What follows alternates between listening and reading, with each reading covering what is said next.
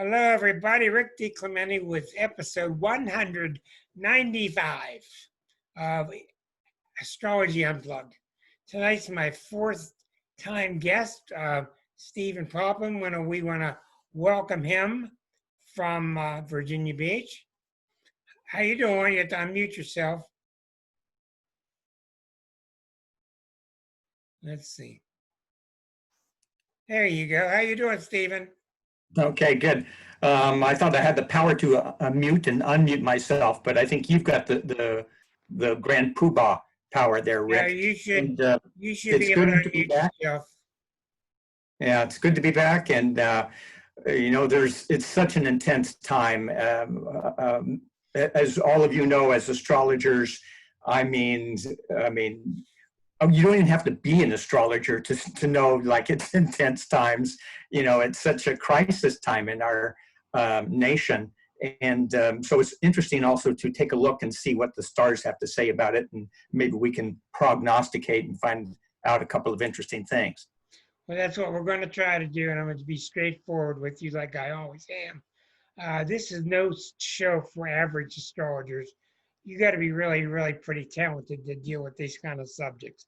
And that's a compliment to Stephen, because Stephen is an excellent astrologer, and he does his work. He does his homework, and he knows how to talk to people. Those are not being able to do astrology and how to talk to people, two different things. He's got both, and that's a real gift. I'm going to tell you straight out here, if there was no election right now, the planets would be insane anyway, because that's what they're doing. Okay? Now, because they're insane doesn't mean we're not going to get through them. And I'm always trying to figure out good analogies to give the public, because somehow the public has a hunch that we can tell that the storm's coming, and when the storm is over, those 3 houses will be gone, and those 4 houses will be standing. Well, we can't do that, and it's not possible. What we can tell you is what kind of storm it's going to be, what kind of whoop-de-doo storm it's going to be, and we can predict that a lot of houses are going to have trouble, but we can't tell you exactly what's going to happen with the houses. And really, that's not what you want anyway. That's astrological abuse. So what Stephen and I are going to do, which I've asked him to do, we're going to be general and then try to work towards specifics. Some of the stuff he has talked with us before. A lot of the issues tonight I've talked about before, such as the election chart, the coming inauguration chart, but I wanted to cover the whole time period, since I kept hearing this guy in this White House threaten to, we don't need an election, and I don't know if I'm going to turn over power, and all these unbelievable things. That his chart shows those instincts, yes. I thought we would concentrate on the whole time period, because what I'm seeing is the election is going to be crazy, it's going to be contested, and then the eclipse around December 14th, December 13th. That eclipse is right on Trump's moon, which is getting hit by Neptune. I think we're going to see tremendous amount of scandal being exposed, and I think this is going to take us all the way, my opinion, I think it's going to take us all the way till January 20th, till the Supreme Court steps in and goes through with the inauguration. Now, we're mainly focusing on the election on one bookend, on the inauguration on the other. Stephen and I will bringing in Trump's chart, we're bringing in Biden's chart, we're bringing in 2 different USA charts, because he and I see the USA differently. So let's start with Stephen and welcome you aboard from the sunny Virginia Beach, and tell us what you're seeing. Okay, if I could share my screen. Yeah, can you do it, or do I have to give it to you? Okay, you have to give me permission. I clicked on multiple, so you should be able to take it. Okay, here we go. So that means the rest of you don't put up any dirty pictures. Okay, so I just wanted to start off looking here at the the initial chart that I start with, and from there, then I did some transits and progressions from here, October, on in through January next year, 2021.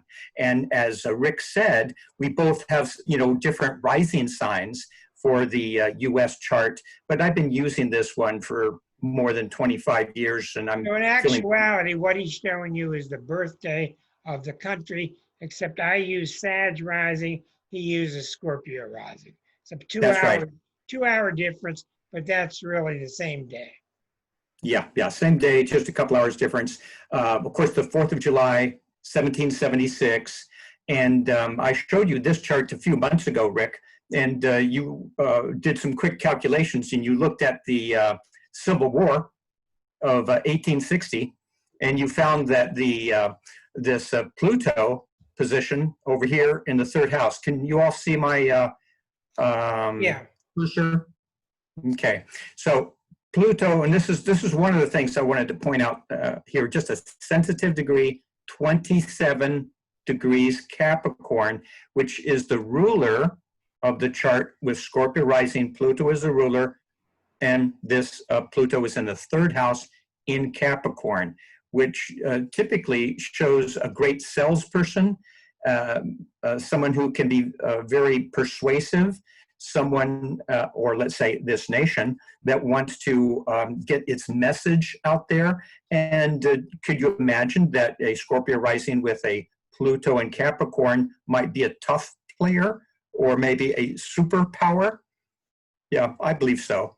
Anyway, Rick did the calculations, and he found that this Pluto was in 1860 right here, went over the 7th house cusp, which is the other, and now we have two, the ascendant and the descendant.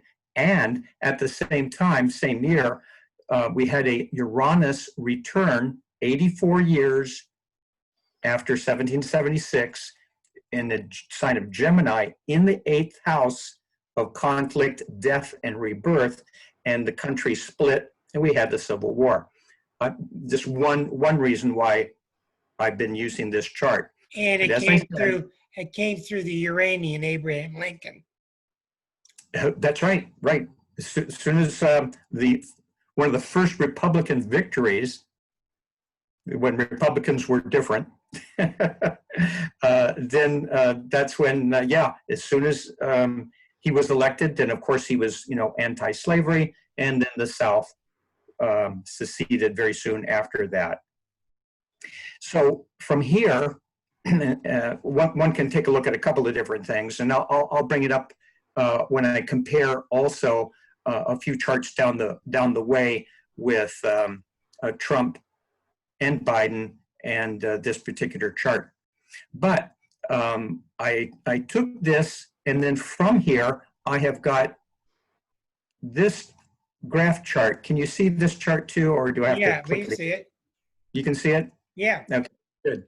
So again, here we have the transits and progressions from that chart. And as Rick said, with the Scorpio rising or the Sagittarius rising, it's going to be pretty similar, except of course for the midheaven and the ascendant. November to January. Right. October, November, December, all the way through January. Here we have a couple of the key transits coming up.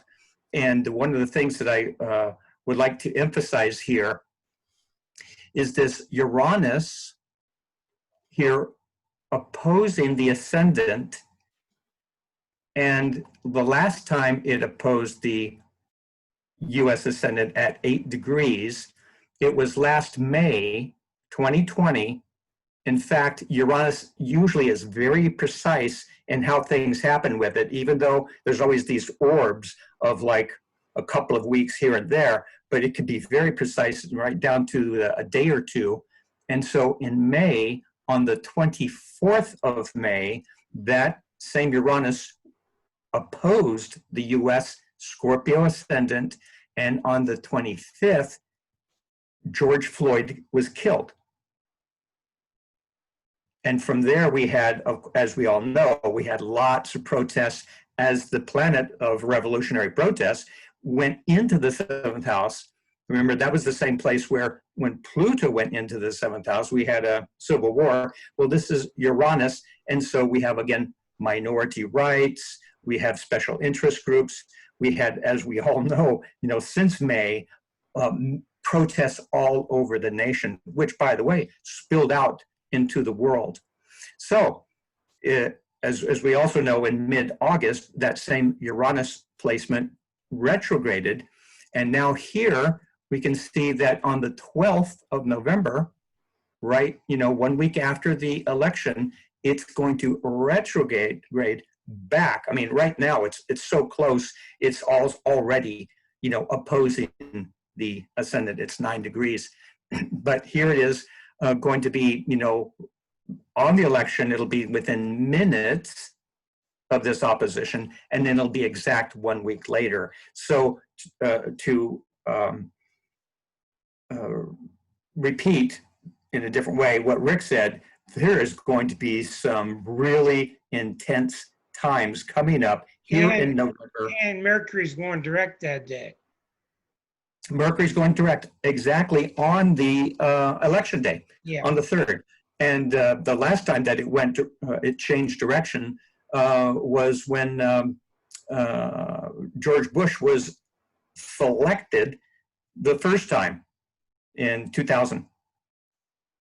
And so again, Mercury remember the Chads, remember the Gemini, the calculations, the missing votes and so forth. Well, of course, there's already intimations of either a stolen election or there's going to be some issues. And yeah, that's very mercurial. But again, we received a false ballot at our house already. Oh yeah. A person that lives here aligned with the wrong county. We had to report it.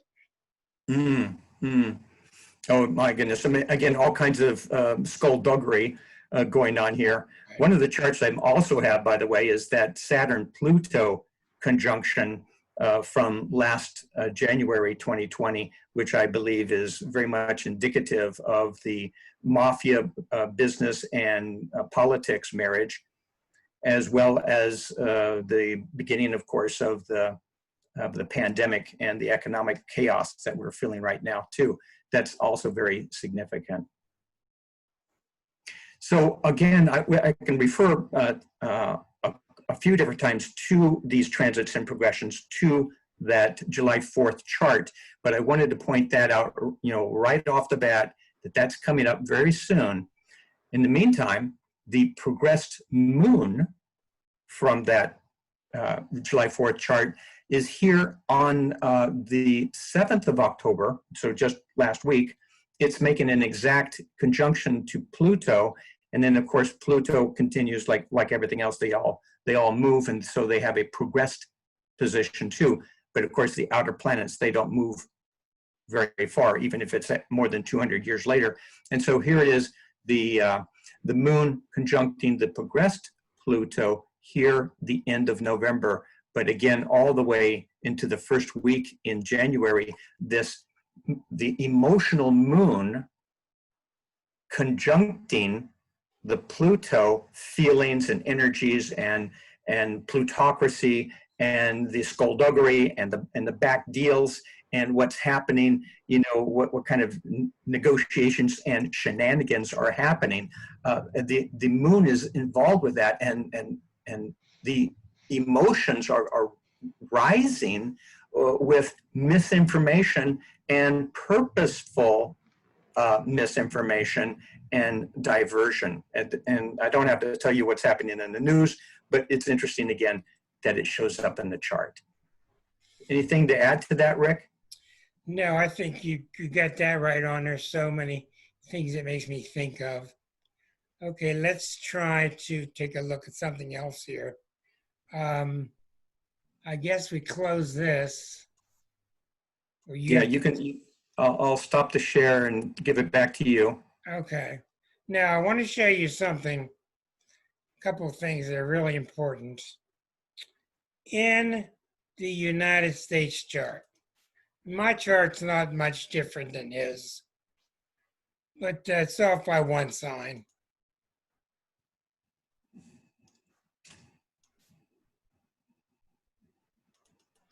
Here's the United States chart. I hate to keep repeating this. Pluto started here 27 Capricorn in 1776. All your life, Pluto's moved very slowly all your life, all through the generations. Pluto's moved all along. Pluto right now is right here. So you may as well consider the Pluto return is already Pluto return. Number one, that's going to go on for at least 10 years. Number two, here sits,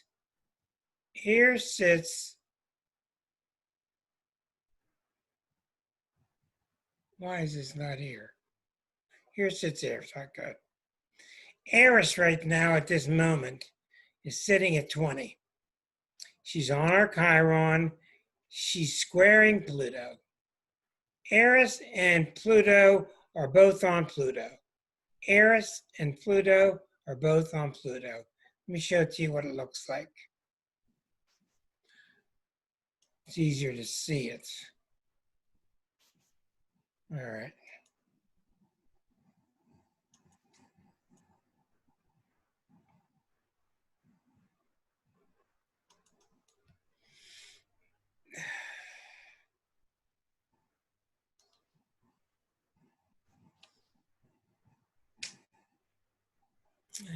Pluto, USA. Okay.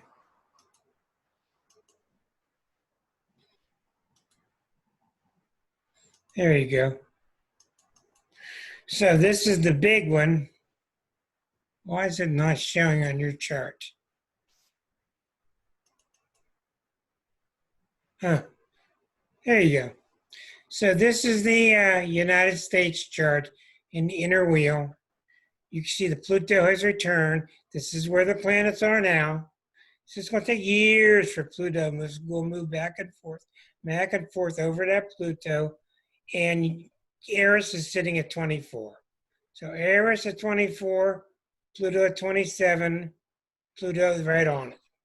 Now that's the number one thing going on with the whole construct of the country. Now remember, the Pluto return is not there for the world. This is just an American chart. Secondly, what's very significant is in Trump's chart,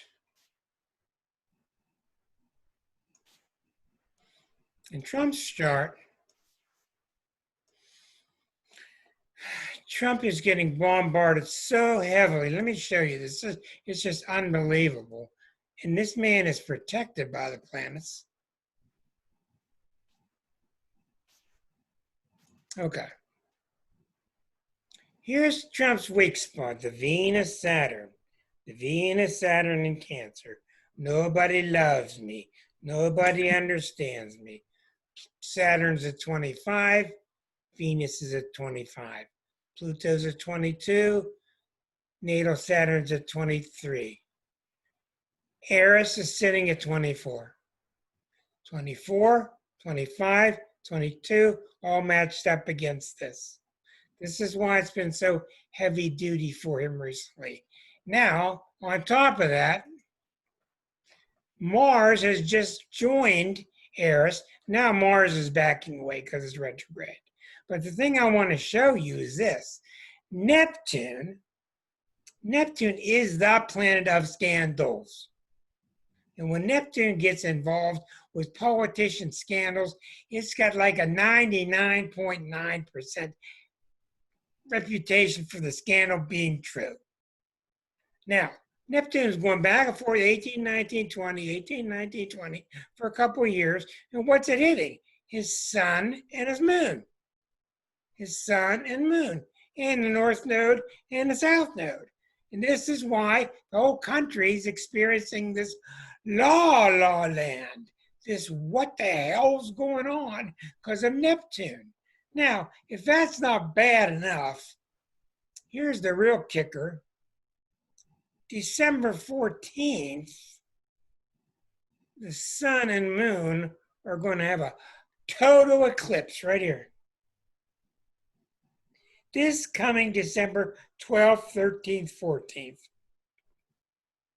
Remember, 5 weeks after the election, and being in Sag has to do with the voice of the courts. The sun and moon are going to be on his moon and his sun and moon, which are under a Neptune square. So whenever you combine eclipses with Neptune, you almost always have a guaranteed public scandal. So we're looking at really sensitive things here. We're looking at the crazy election. We're looking at the eclipse, what it's going to bring about. Eclipses bring about events 10 days before. So that could be as early as December 4th. And 5 days later, it could go all the way to December 19th. This thing is going to well go over into January. And then what I'm seeing is around the 20th of January, I'm believing that the Supreme Court is going to get involved, and that's going to be the end of it. And that's real hard to do with him because, what was I thinking? The collective protects Trump.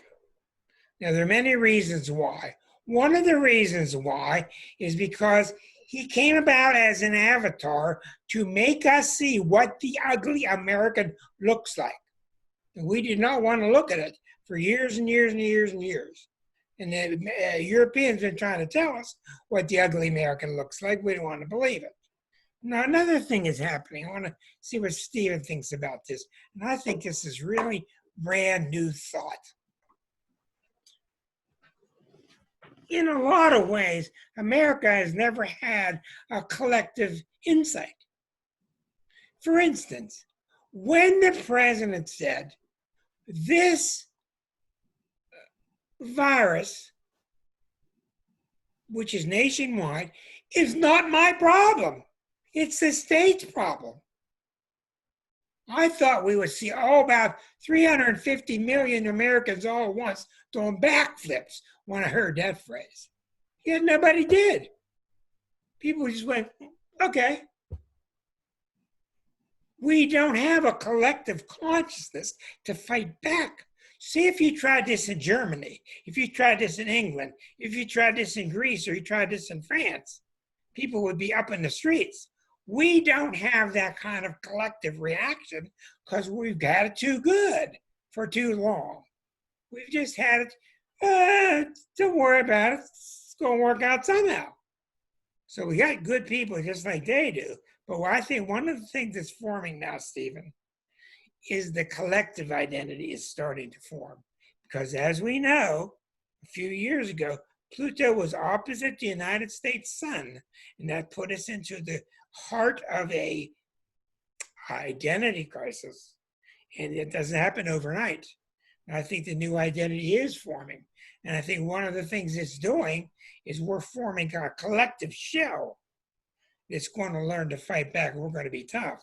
But I think you're starting to see the collective identity of the country get tougher and starting to fight back. What do you think? Yeah, well, on some level, one could say that the United States has been a blessed land. And Right. of course, the ninth house looks at that. The Jupiter placement and Cancer looks at that. And of course, it's in between the Atlantic and the Pacific Ocean. And so, the enemies, one could say, are far, far away. They have to go, especially you go back 100 years and they'd have to take, ships lasting weeks and weeks, Armadas. attack. Yeah. So we've been really blessed. The other thing that is kind of a blessing, but it's only for certain people, is that it was a huge land, with lots of minerals, riches, natural resources, and the industrious Europeans displaced, of course, the Native Americans. We just had the Columbus Day, the Indigenous Peoples Day just recently here. And so again, all of that was, no wonder in a short period of time during, of course, the Industrial Revolution, that, the United States became a superpower with a couple of these, say, beneficial things going for them for a long time. Well, that's for sure. Let's take a look at the election chart, because that's going to show off one of the bookends of this whole thing. Now, you can't really pick a time for the election chart, but I'm picking 11 p.m. because usually about 11 p.m., we usually have a pretty good choice. We could bump this up to midnight. And in fact, this may go 3 or 4 days longer. It might even go weeks longer, who knows? But just let's take a look at 11 p.m., Washington, D.C. on election night. Take a look at this chart. Now, what you see is the cluster, the stellium of Capricorn planets. And yes, in about a month or so later, a couple of these planets are going to move on into Aquarius. But you're still seeing the T-square to these 3 planets, and you're still seeing Eris. Make no mistake that this is the story. Eris squaring Pluto, okay, in everybody's chart, because these 2 things move so slowly. Now, what does Eris talk about? And this is where George Floyd comes in. What does Eris talk about? She's been with us since '06. Eris is about, I'm not putting up any more with unfairness. I'm not putting up anymore with unjustness. Look how long these people marched in the streets in Portland.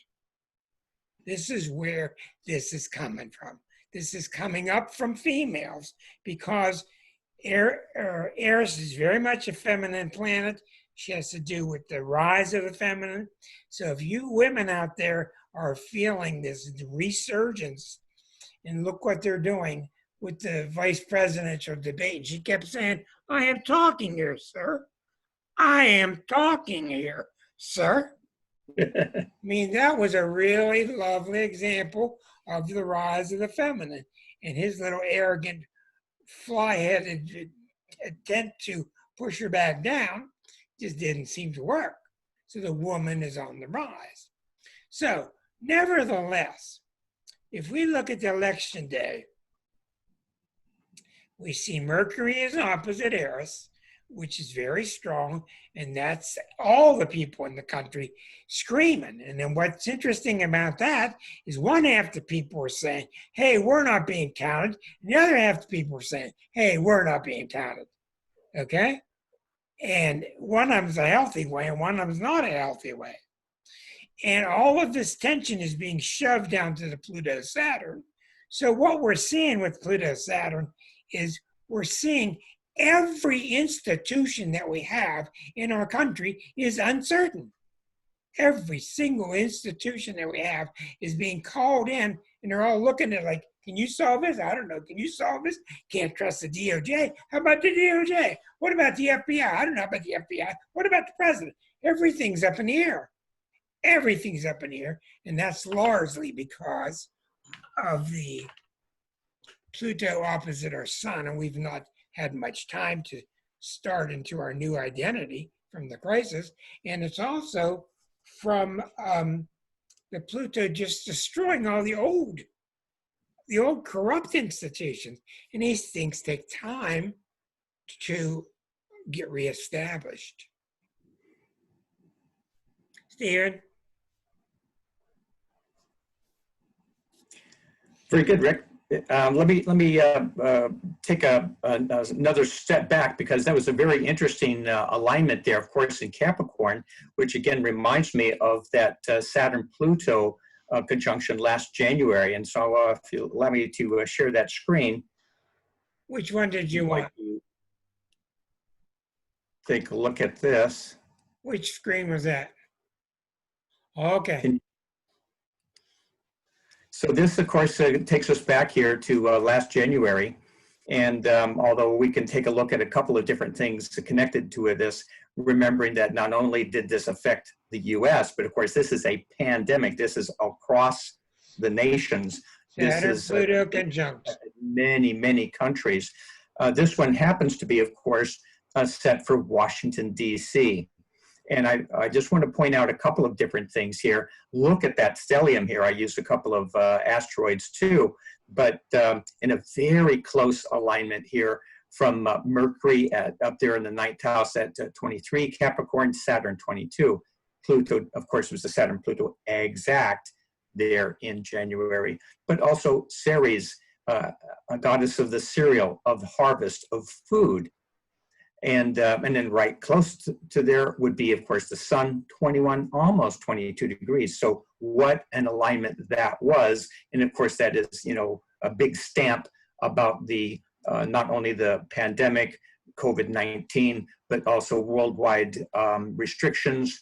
I think restrictions, again, with the Saturn-Pluto sun, but also economic chaos and so forth. But I also want to point out that, again, this was the exact minute set for Washington, D.C. And look up here at the midheaven, 27 Capricorn. That's where natal Pluto is. That's where natal Pluto is. Right. Now, isn't that interesting? And then we take a look at this chart. I'm sure that you have too there, Rick, and that's the inauguration day coming up. And the inauguration for many, many decades has been set up for the 20th of January at noon. Okay, and so it's always around this same time as far as the ascendant, as far as the midheaven goes. And look at that again, midheaven for not only this inauguration day, but approximately every inauguration for the presidents is around 26 or 27 Capricorn. Now, Stephen, again, isn't that the 21st of January? I think it's the 20th, isn't it? I think the inauguration is on the 21st. Let me go take a look while you talk. Okay, you take a look at that, but it'll still be at 26, 27 degrees. Yes, sir.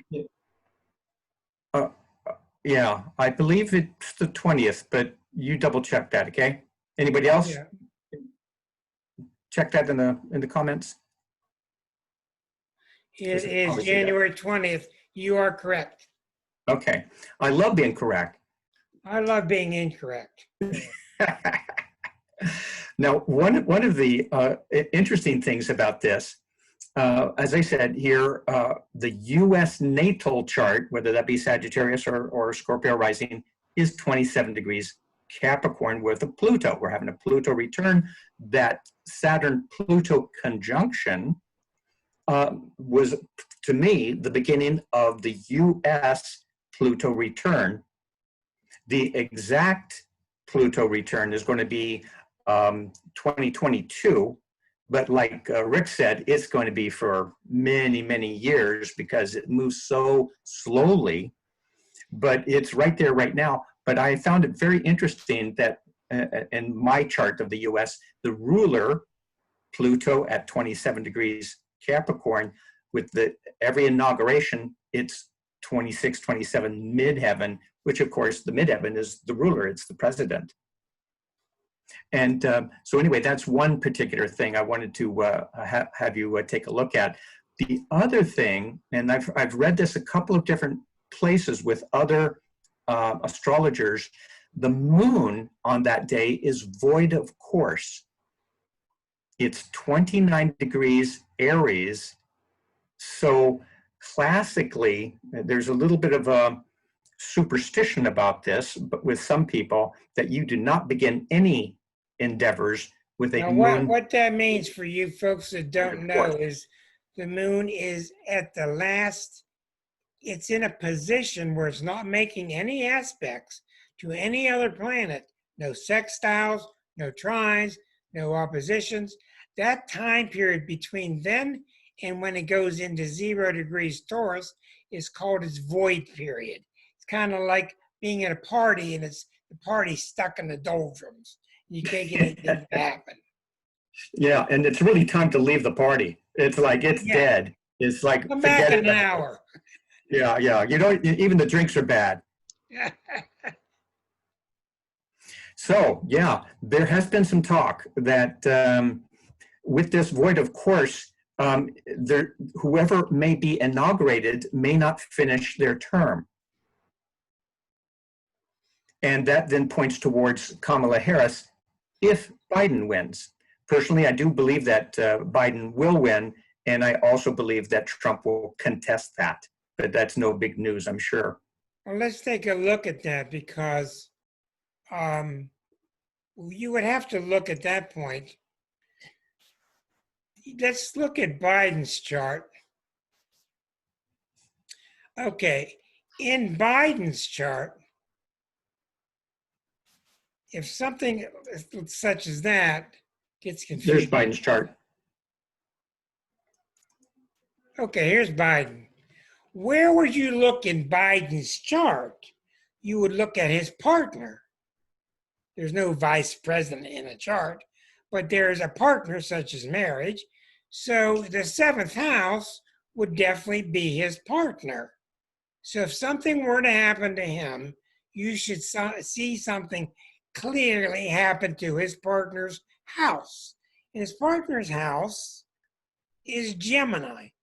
So his Mercury is the ruler of his seventh house. Since Mercury rules Gemini, we should see something happening to Biden's Mercury. What do we see? We see his Mercury's at 21 of Taurus, and the thing that's indicative on that time is that Mercury's going to be trine to Neptune. It's not going to be square, it's not going to be opposite anything, but Neptune's going to trine that Mercury. Now, with a Neptune trine to the planet that rules your seventh, it would come about. By the way, this is Biden on Inauguration Day. Yeah, it would come about.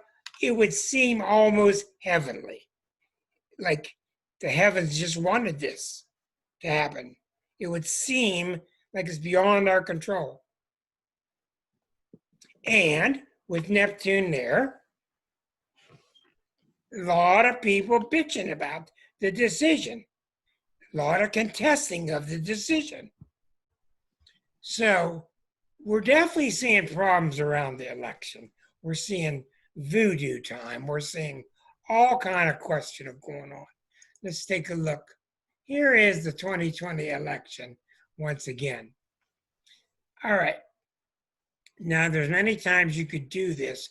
The planets are going to largely stay the same. Let me get it on your screen. But this is where the planets are on the election. Okay, election, Neptune is trine to the sun. Neptune is square to the moon. That's close, 3 degrees. The moon is the people, and the moon is out here in a bucket pattern. All by itself, the moon is out by itself. The moon is the people.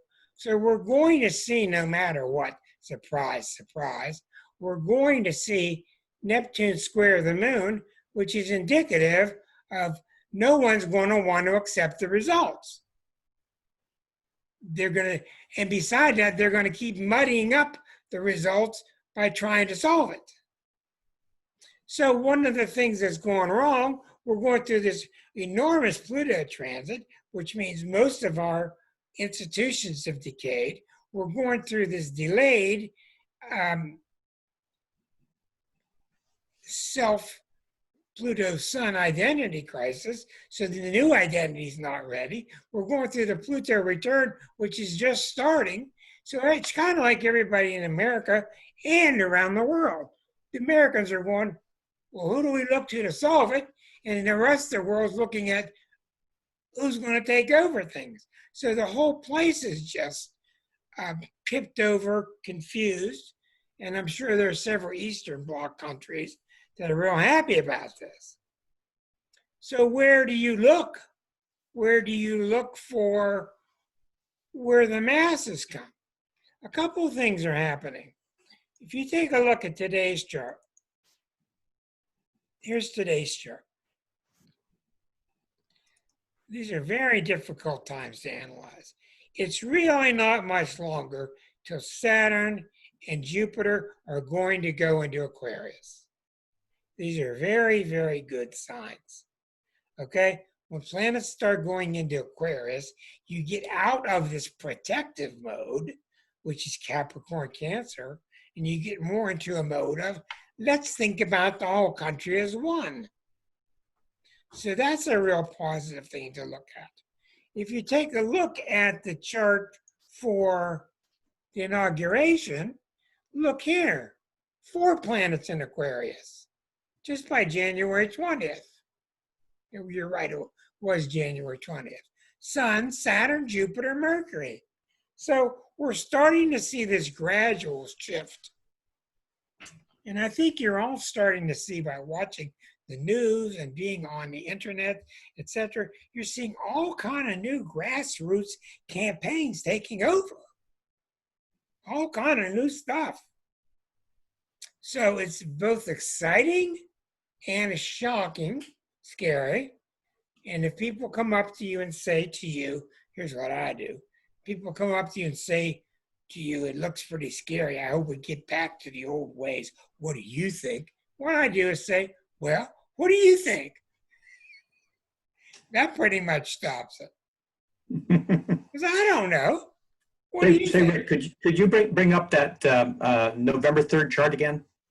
The November 3rd election chart. I certainly can. In one of the chats, someone had brought up the fact that we had a grand cross there. And again, definitely here's the sun in the 4th oppose Uranus over there in the 10th, which squares the where are you getting rising. Where are you getting their grand cross? The sun here in there going up to Uranus, squaring the ascendant. Oh, with the ascendant. Yeah, definitely. Yeah, that's definitely a grand cross. That's a tough one. Leo, Uranus, Taurus, Sun, Scorpio, Aquarius, Saturn. Yep. But there's another one there, and that is in the 6th house where you have that stellium, and that is all squaring Mercury in Libra and squaring also Eris in the 9th. Yes, it is. That is a very powerful. That tells me. Square. It's just really interesting. What this tells me is we're acting like we got all day. We're just acting like we can slap this around and slap this, bring that force down, cause those fires. How about those floods? No, we just got this feeling, being American, and we've been doing an awful lot of this for decades. We just think if there's a really big problem, we're going to hit the reset button and start all over. This is a real American tragedy and trait. We think that we got forever. We don't have forever. And we keep showing these numbers every night, 215,000, 216,000, and this number keeps going on and up. The White House doesn't seem shocked at any of it. Now, I don't know about you, but I think, we're all hearing about this tremendous number of people rushing to the polls. I mean, I don't know, but I think they're rushing there to bring Trump down. The Russians? The Russians are going to bring him down? I think they're rushing there to bring Trump down. What do you think? Well, that could, you mentioned Neptune a couple of times. You don't know, right, with Neptune. That's right, but it can be mysterious, can be slick, it can be hidden powers, seemingly far away with just a scent of vodka. What kind of vodka would that be there, Stephen? I got water in here, not vodka. Yeah.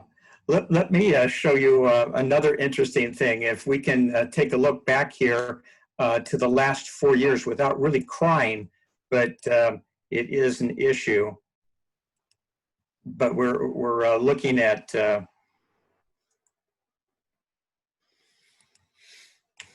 here we have in the middle, I've got the U.S. chart, and I've shown you that before, and pointing towards some of the things that's been kind of an old bugaboo with the United States, and that, of course, is the slavery thing. And I think of Neptune over here in Virgo in the 11th house as the slave problem, which has been there since the beginning, since the inception. And it squares Mars. That's it natally, 21 degrees to Now, 22. wait. Let's say something clear. Let's say something clear here, which is interesting.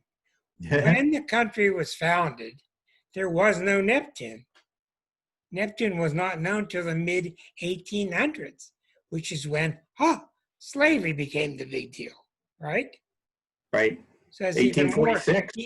even more interesting. That's right. Yeah, when it came into consciousness, right? But there it was as kind of like the hidden thing. So that's really right. Even though you'll find the 3/5 person right acknowledged in the Constitution.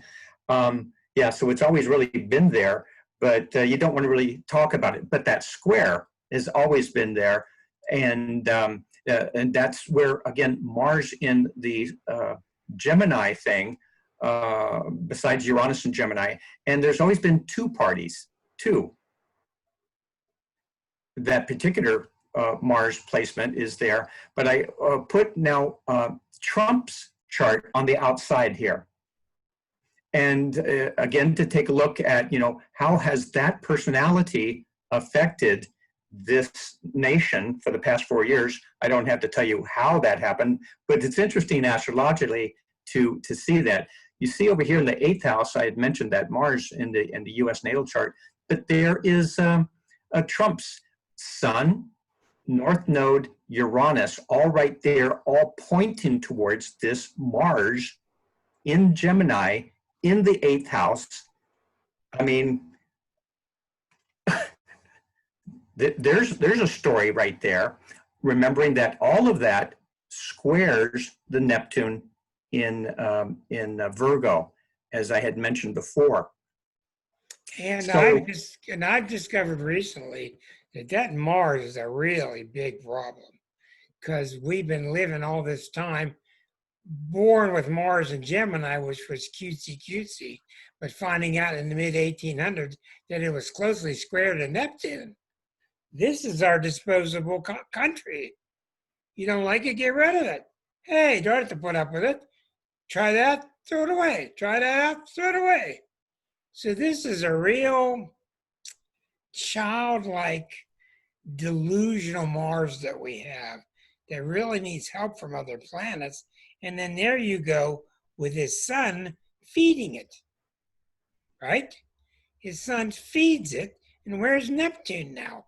Neptune now is at 21 Pisces right now, making a square to it.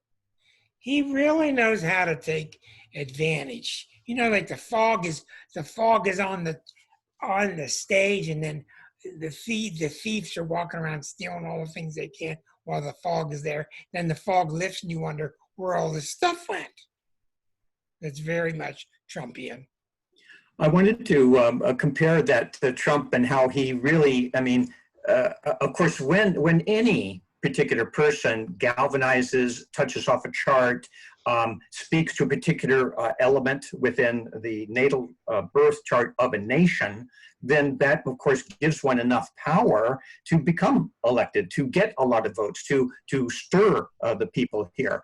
But it's always been kind of like his full moon in Gemini to Sagittarius, touching off that Mars and then squaring the Neptune in the U.S. chart. But then here we have the example of, what would it be like under Biden? And so again, the U.S. chart in the middle, Biden's chart on the outside. And I want to, what jumped out to me very quickly, although I must admit I'm more of a Bernie fan, let me say that. But this is what we get. Up here in the 9th house, we have Joe Biden's Jupiter at 25 degrees Cancer, exactly conjunct the Mercury of the U.S. And so automatically I'm thinking he can, his more, let's say, kinder, respectful, gentle, positive, caring character, can be expressed in this mercurial statement of how he not only expresses himself, but how he would express himself as a representative of the United States. And I'll tell you, from being an expat for many years, that the foreign countries would be very pleased to have someone like that as a spokesperson instead of what we have got. That's a very good point. A very good The point. yeah, While Stephen's talking to you, I want you to see. Let's see if I can get this right. I want to put up a couple of screens. Yeah, with Stephen's personals. Here's the books that Stephen has written. Excellent books on life in between lives. And here are his vitals for getting a hold of him at his website and his telephone number. That's his email and website if you're interested. Go ahead, Stephen. Yeah, thank you for that, Rick. Yeah. The person I thought, would be interesting here, well, first of all, before I go to this thing, I wanted to say one more thing about the inauguration chart that points up towards that void of course moon.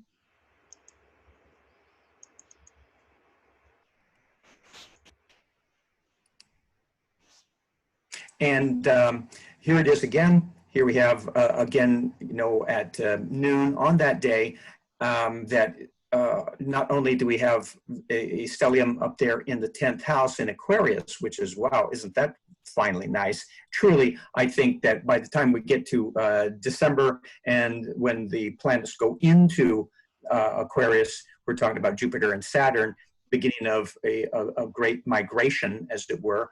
Aquarian, more reasonableness, rationality, progressive, also using technology and clever ways, not twittering their time away. But all of that is really good signs. However, take a look at the 12th house, and we have got a Mars-Uranus conjunction very close within minutes, again squaring Saturn, Jupiter in Aquarius up there in the 10th. The contention, I believe, is going to be felt from, I mean, it's pre-election already. There's already tension. There's already a split. It's just going to be exacerbated here when we get into November, and Uranus is going to be right there on the opposite the ascendant. But then all the way through, into January, there is going to be contention. There's going to be people left and right, and it can get rather ugly. Unfortunately, that's, again, part of the prediction that I see.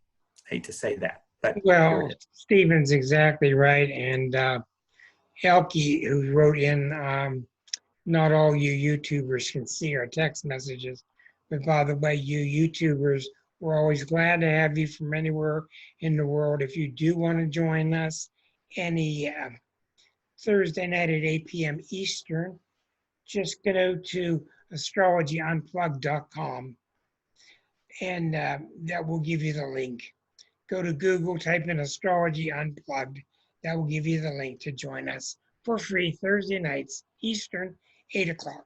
Someone has asked that I repeat your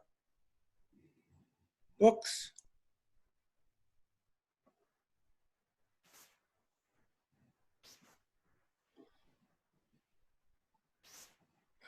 Let me see here.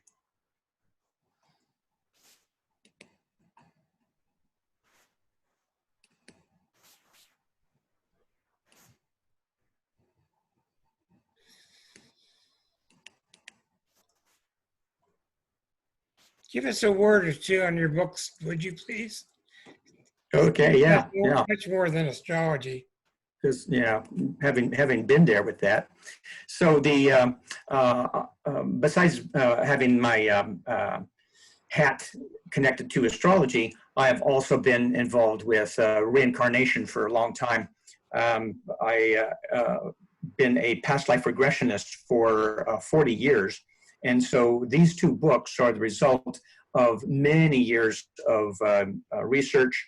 And I take a look at the work of Edgar Cayce, as well as Michael Newton, Life Between Lives, as well as mostly hundreds of my past clients, and many of their really interesting stories are found there within these two volumes.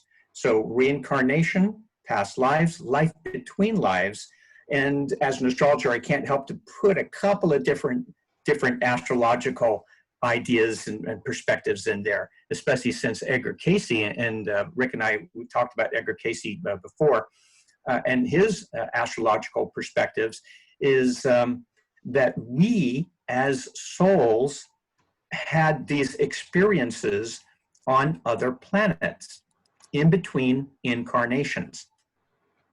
And so that is why astrology works, not because there's a square between Jupiter and Saturn, but because we as souls had experiences upon the environs or dimensional experience of Jupiter, Saturn, Neptune, etc.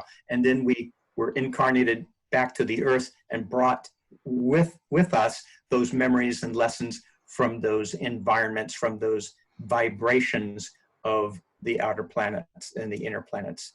So it's an interesting perspective. I try to put some of that within those books, but mostly it's the soul's journey using mostly reincarnation.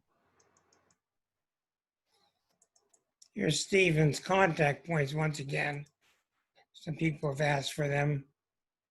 Thank you, Alenka. And let me get it on the screen for you. And then what we'll do, let me get this up for you.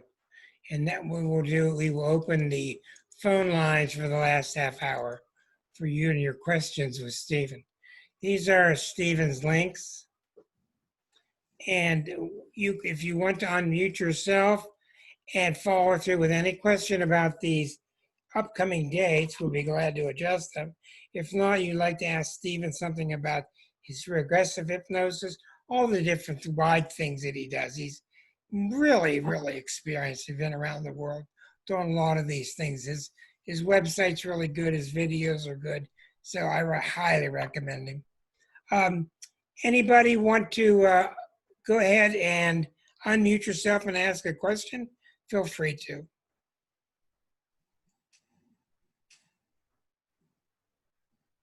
Okay, let's see who's going to be timid. Who's going to, oh, we have Linda ready to go. Ask you to unmute. I just want.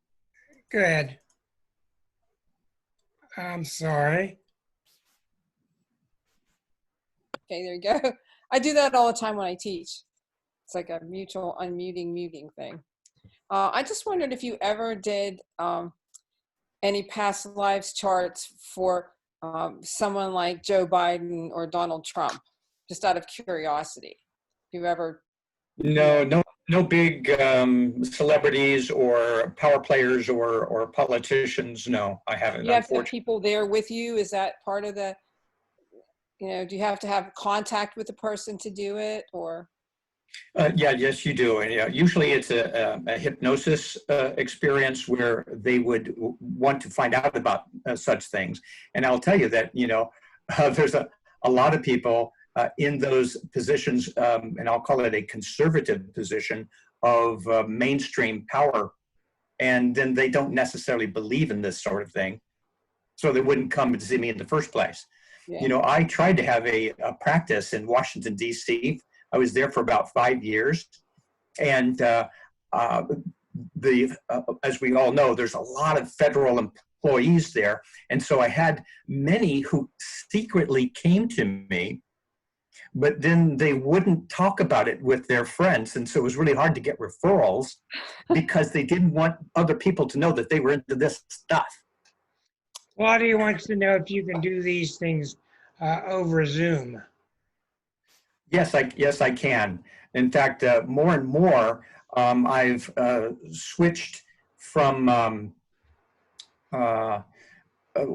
after I see someone personally, and then later on, then I can more easily work with someone on Zoom or on the internet and so forth, using Skype or whatever. Because of the pandemic, I've been doing more and more of these long distance things. The He's biggest really thing, good. however, pardon? He's really good at this. I met him 20 years ago. I was living near DC and he was down near Tacoma Park. And I went to see him personally. And that's how we got to know each other. About 18 years ago. Elke says that she worked fine with Stephen online. Other questions? I put the phone number up for you. And once again, his website is transpersonal.us. Any questions? I see that Linda Varos asked me what my thoughts on Kamala Harris, and if I could again share the screen here. Yeah, you should still have it. I do have a couple of things to say about her. So here's Kamala's chart. Yeah, very good. She is a Gemini, and her birthday's coming up pretty soon, by the way. And here she has her Mercury at in Scorpio there, 1 degree, so they're conjunct, but out of signs. An interesting combination, like many 60s kids, you know, with that Pluto-Uranus thing, she's got that there, but a personal planet involved with it brings those planets out into one's life. So she's got Venus there, of course, which is the ruler of Libra. Gemini rising with the North Node, very positively placed right there in her rising. And then I'd like to point out the third air sign, Saturn at 28 degrees Aquarius. So we have a grand trine in air signs. And earlier, Rick was talking about the inauguration as well as the election and so forth. And there was a lot of air that was mentioned. And so, yeah, she has many doors that have opened to her, like good trines can. And winning perhaps some popularity contests is not a bad thing with a lot of air in your chart.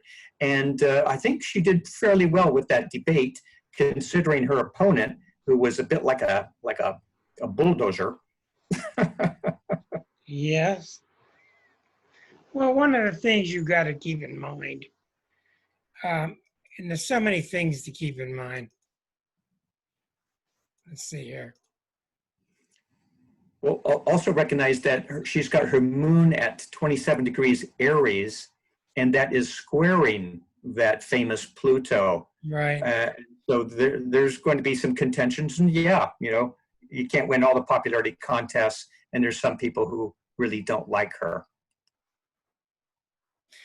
Elke wants to know if you think that this will represent, if Eris will represent a woman president. Well, you're the Eris man, Rick. Well, the thing is that Eris certainly represents it. It's just a matter of when will it be aspected to trigger such an event. I think we're getting closer and closer and closer. The one thing I want to bring out to you is very important here, very important, is that in, I forget the date, in 2018, the GOP experienced its Neptune return. 164 years after their initial meeting in a place called Jackson, Michigan, when the GOP was started, Neptune was right here. 2018, I kept warning and warning and warning people as the Neptune returned. What does that mean? As the Neptune returns, you either get it together spiritually or you get lost. You either get it together spiritually or you have an affair. You get it together spiritually or you become bankrupt. So the question is, what's the force behind all this monkey business? Is a completely lost soul known as the GOP. And as they were going down under, they got lucky and there was a little boat going by called Trump. And they hooked themselves to Trump. But how much longer is this going to stay afloat? Because what we know about Trump is his sail is in millions of pieces. We have no idea what his sailboat's going to do every day. The wind blows, but we have no idea what this guy's going to do. So Liza and I were talking yesterday. What happens to an entity? We don't have many examples. What happens to an entity that directly fails its Neptune return? And Neptune return is simple. God takes your clothes off, see what's there. Is there a shining, real soul there full of love? Is there just smoke and mirrors? I don't have to tell you which one manifested. So, what happens in the aftermath? You don't just reset everything, put the bowling pins back up, and all of a sudden they got a whole Neptune life again for 164 years. You have an entity that has a missing leg, a missing heart. So I remember, Rick, a few years ago when you were talking about that, when it was coming up to the Neptune return in the Republican chart. And truly, it's all under the Trump presidency, and we have all been witness to the disillusion of the Republican Party. And the lies and the lies and the lies and the lies and the lies. Actions. And there's been some, I must admit, some really great and clever videos from the Lincoln Project. Have you all been seeing some of those? Yeah. Very clever, very wise. But, you know, again, the Republicans attacking the Republican incumbent. I mean, that's unheard of, but perfect for these times. I think the answer is pretty clear. It just come to me today. We're just going to have to stand up on our own, or else we're going to go down with it.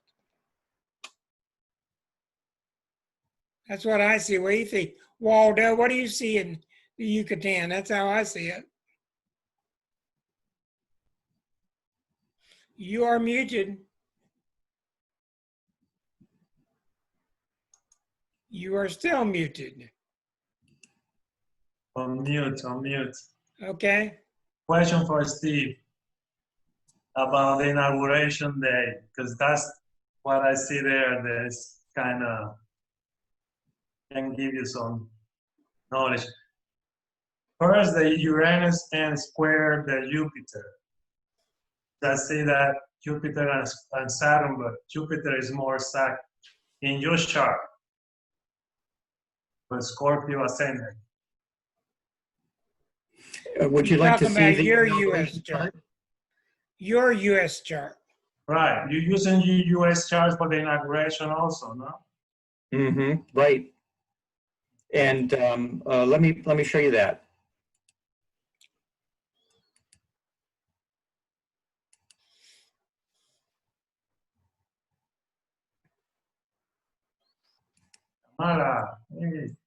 Yeah, here we have. So again, the U.S. chart in the middle, the inauguration on the outside.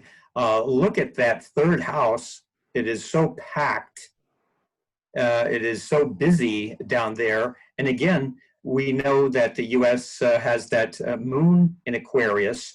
It has the south node in Aquarius. I include the Pallas Athena conjuncting that moon in Aquarius.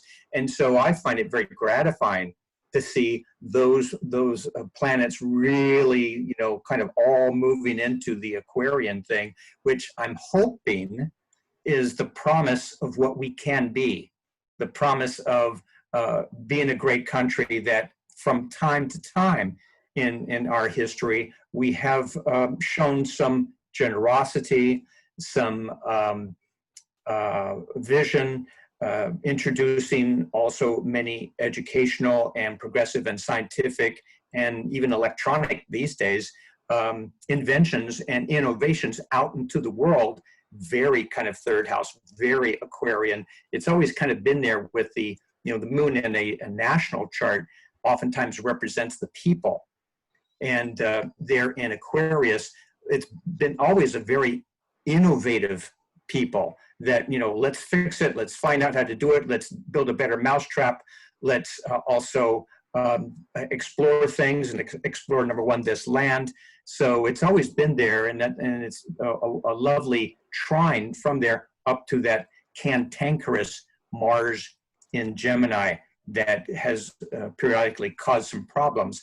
But with the trine, there are going to be differences. There's always been differences, but can we still work together? From time to time in our history, we've seen it working out that way, and that's really great to see that.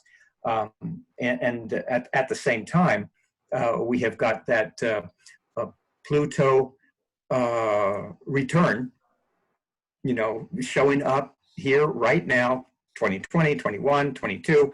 Pluto return, you can see it right there in the third house as it again comes back.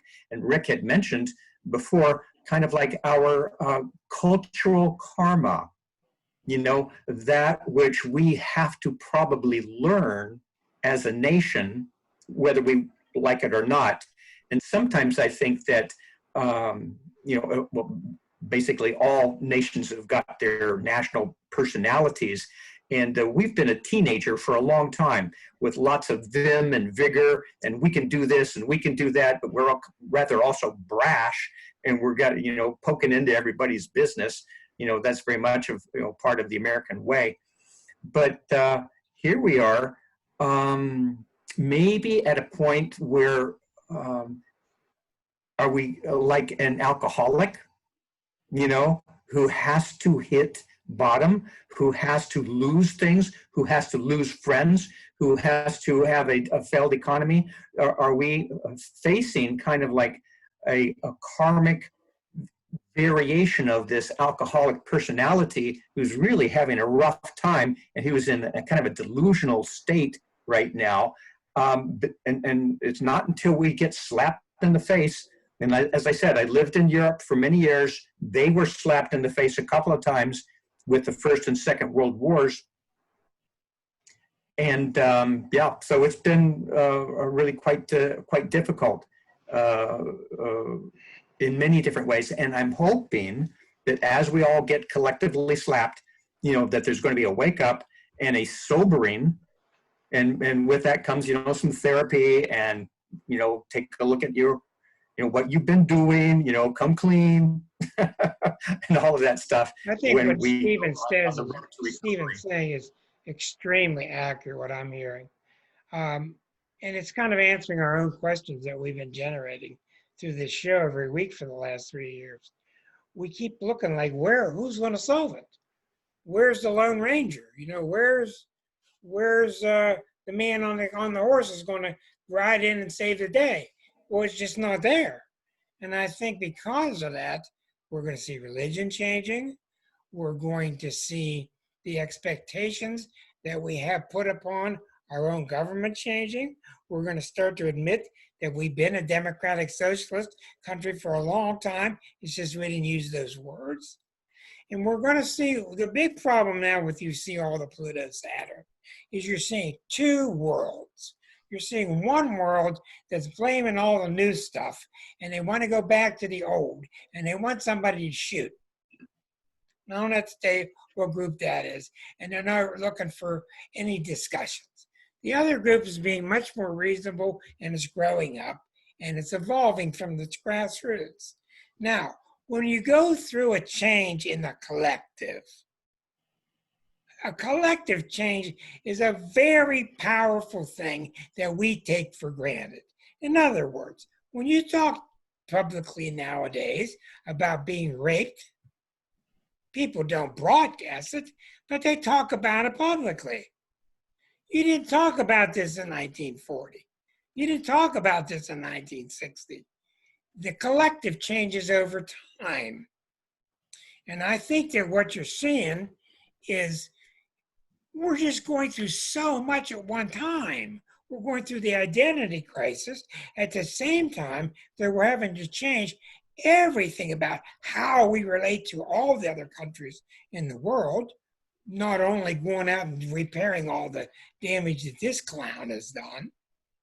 So we're in a really, really important time. So this election is not just about the election. It's about what good are we going to empower ourselves with coming out of these new grassroots campaigns. And youth are coming forward and they're saying, this is not how we want things, you know? And I think what Stephen, doubling back on what I said earlier, I think it's really true. We are forming a new collective where it's going to be expected that our collective is this way and it's that way, but we're not going to be resting on our laurels. That's what's hurt us Right. so long, resting on our laurels. Well, we're America. We don't do that. Well, yes, we have. Yes, we have. Yeah, we did it. Yeah. We We're sure actually did. sitting on our butts in the dirt right now. What's that? What's that? We're not resting on our laurels. We're sitting on the dirt with our butt. But Ray had asked, about the South Node, and isn't that the past? And so yes, there's some interesting aspects here on the inauguration chart, as well as with Biden with that South Node. And as I said, I don't think that Biden's going to bring us into any kind of progressive state like Bernie would. In fact, in that debate that they had, he very clearly said that he's not going to do the Medicare for all. He kind of alienated probably a lot of people on the right. So I think what the best thing that we can get from Biden is that he's going to bring us back into the good old days of Barack Obama. And that is a return into the past. Yeah, South Node. But he's not going to be a black man to be put down by Fox News every motion, every single day, every single thing. That's right. Obama tried. He's still going to get blasted. But anyhow, we're going to see a lot of the people on the right failing. They're going to be going over the edge. Why are they going over the edge? Because Pluto does one thing. What does Pluto do? Pluto supports your evolution. You can't fake out Pluto. You can't fake out any of the big planets. You can put on costumes and talk pretty, but you cannot fake out the outer planet's essences. And Pluto wants to know, are you evolving or not? And if you're not, you go over the edge. And that's what's going to happen to a lot of the ones who have invested all their money in smoke and mirrors. And what about these people that invested billions of dollars in New Zealand in these mountain homes dug deep into the rocks, these shelters? What's going to happen there? So the whole thing is this. As we get towards Aquarius, and don't confuse this with the age of Aquarius. The ages of Aquarius, those are 2025-year cycles. We don't know when the age of Aquarius is coming. We don't know if it's already started. That's a different thing. It's around now, so you may as well call it yes. But we're getting a lot of planets going into Aquarius, including Pluto. But when you go through Aquarius collectively, all of a sudden, you start thinking about what can we do together? You just start to feel that, as opposed to what you felt when Pluto was going through Sag and what it's been like with Pluto going through awful Capricorn recently. It's going to get broader in Aquarius, and we're going to start to see that we're going to have to get ourselves out of it by helping each other. And get this far out theory. If I help you, it actually helps me.